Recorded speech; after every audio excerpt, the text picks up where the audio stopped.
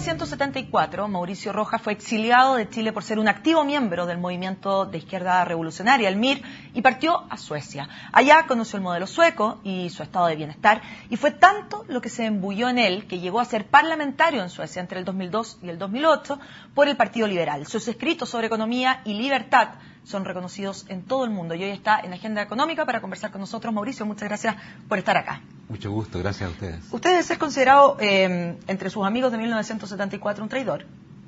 Sin duda, o sea, el cambio que yo he experimentado de las ideas comunistas a las ideas de la libertad, el liberalismo, no es aceptada. ¿Y por qué cambió entonces tanto? ¿Qué lo llevó a realmente darse, entre comillas, esta vuelta de carnero? Mira, porque en el exilio empecé a encontrar los que arrancan de las dictaduras comunistas, de Cuba, de Rusia, de donde fuera. Llegaban a Suecia también, asilándose. Y de pronto tú te dabas cuenta que tus ideas, en todas partes donde se han aplicado, han llevado a dictaduras feroces. Y por lo tanto no puede ser casualidad, o sea, como siempre va a fallar en todas partes.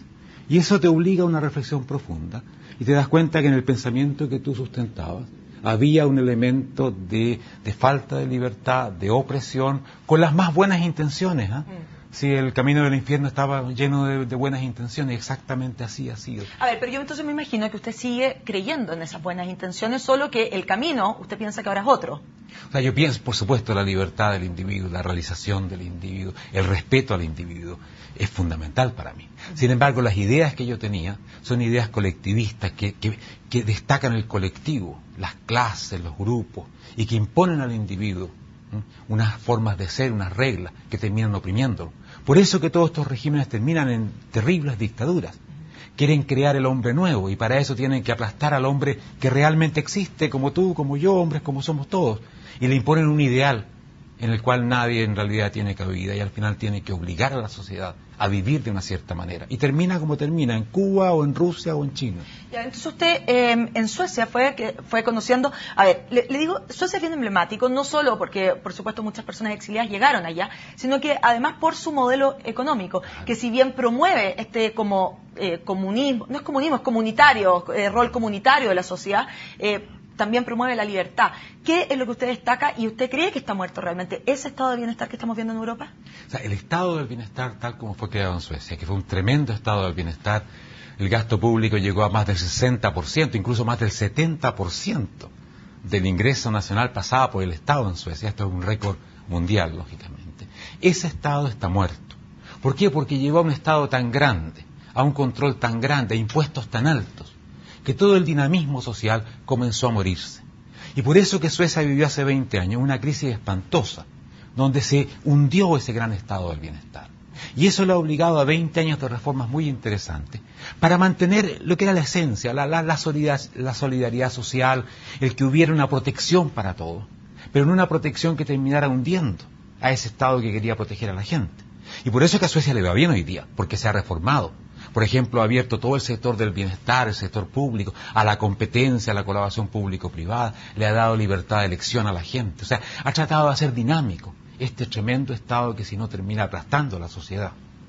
Hay muchos que dicen que después de la crisis, bueno, el mismo Milton Friedman también decía que hay que cuidar el capitalismo de los capitalistas, ¿no es cierto? Y que finalmente el capitalismo eventualmente puede ser, pero a ultranza, o cuando se lleva a un extremo, o lo que muchos llaman el neoliberalismo, es cuando puede realmente fallar. ¿Cree usted eso mismo? ¿En qué cree usted finalmente? Mira, yo creo que hay que cuidar al capitalismo de los capitalistas y al socialismo de los socialistas. Porque, por ejemplo, el estado del bienestar. Sus partidarios más fervorosos, que quieren ampliar el Estado a toda costa y sacar todos los impuestos que se pueda, terminan destruyendo el mismo estado del bienestar. En el mismo sentido, en el otro extremo, si tú no tienes una consideración con lo social, con lo que le da cohesión a la sociedad, y te preocupas de que no haya pobreza extrema, que no haya exclusión, que la gente no esté fuera de esto, si solamente te preocupas de las soluciones económicas, vas a dejar muchas cosas importantes no resueltas, porque la vida no es pura economía. La vida es muchas otras cosas y tenemos que tener respuestas para todas esas cosas. Y el Estado tiene una función legítima que realizar, por supuesto, que no es la de reemplazar al mercado ni reemplazar a la familia, pero sí tiene un rol importante ¿Qué que es un jugar. coordinador finalmente? ¿O qué piensa usted? Todas las decisiones colectivas que tenemos que tomar, de las reglas del tránsito que tiene que ser para un lado o para otro, a los problemas ecológicos, hay un montón de problemas donde el Estado tiene legítimamente una función. Además, hay una función de asegurar una base de igualdad de oportunidades, que a nadie le falten ciertas cosas mínimas, que yo creo que legítimamente el Estado tiene que ser el garante de última instancia, no como en los grandes estados del bienestar, donde garantizaba todo para todos, o sea, quería hacerlo todo. No, para mí la función real de un estado de bienestar es garantizar que a nadie le falte, pero si tú puedes resolver tu educación, tu salud, lo que sea parte de tu vida, por supuesto que debe hacerlo tú. Pero cuando eso falte, cuando no hay una solución que el individuo o la comunidad o la familia pueda resolver, tiene que haber una posibilidad de dar una ayuda, una mano, generosa por supuesto, pero tampoco tontamente. Hay que exigir responsabilidad, hay que exigir contraprestaciones, hay que exigir esfuerzo siempre. O sea, deberes. La sociedad de los derechos, como se construyó en Europa, es destructiva totalmente, porque le enseña a la gente la irresponsabilidad. El Estado te va a dar derechos, como que no costaran nada los derechos. El deber viene antes que el derecho se gana con el deber. Y en todo este análisis, usted es político, es historiador económico, es docente también. En todo este análisis, ¿cuál es su visión del Chile actual? En el cual muchas veces creemos o percibimos que probablemente estamos en un punto bastante de inflexión donde el modelo existe, pero todavía probablemente no todos lo comparten. Yo veo a Chile actualmente como un caso típico de aquello que ya hace mucho tiempo se ha llamado el malestar del éxito, o se llamó en los años 50 la revolución de las expectativas crecientes. Es que es distinto las expectativas crecientes que el éxito. No, es que el éxito lleva a las expectativas crecientes. Para algunos. Para muchos. Cuando un país le va bien y la gente empieza a tener educación, una primera generación llega a la universidad, se te abre el mundo y tú quieres mucho más. Una mejor universidad, un autito mejor, ya no quieres ir a Cartagena, sino que ojalá a Miami. Y se amplía el mundo, lo que es muy bueno.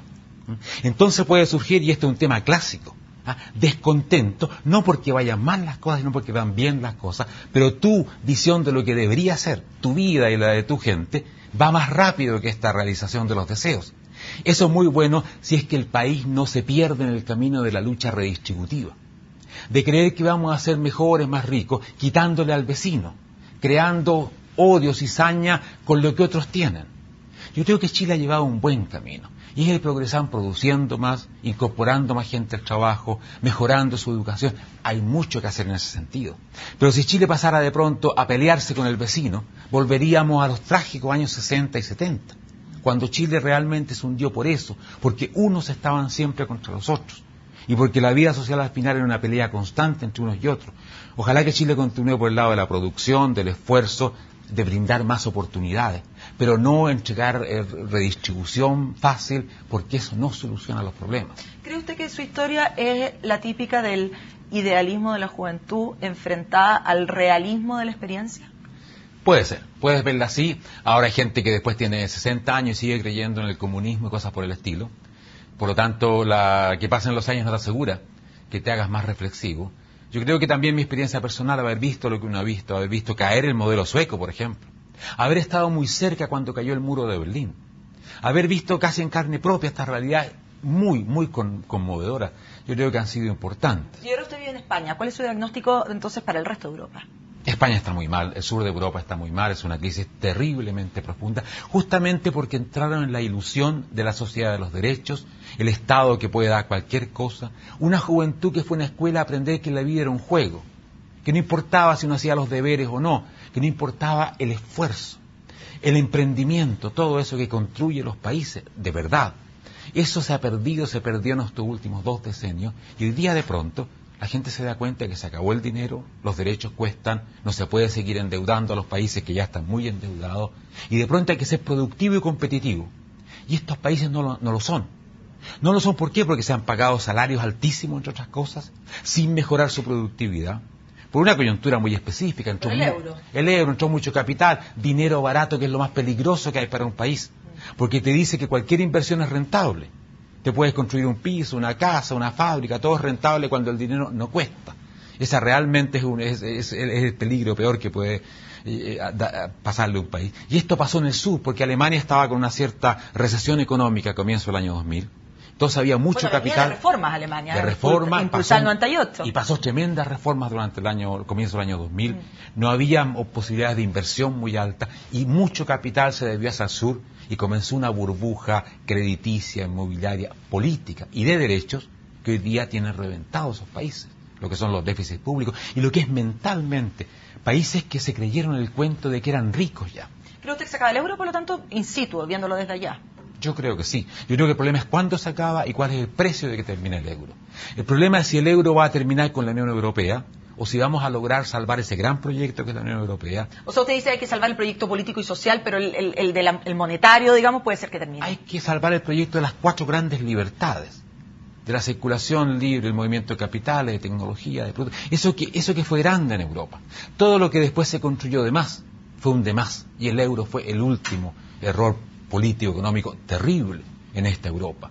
Yo siempre digo, la Unión Europea es como la calefacción. Hasta los 22 grados es agradable. Si la pones en 40 grados te sofocas. Y eso le pasó a Europa. Se pasaron de la raya. Se lanzaron a un proyecto donde no puede juntar más a la gente. Son pueblos muy distintos, realidades muy distintas.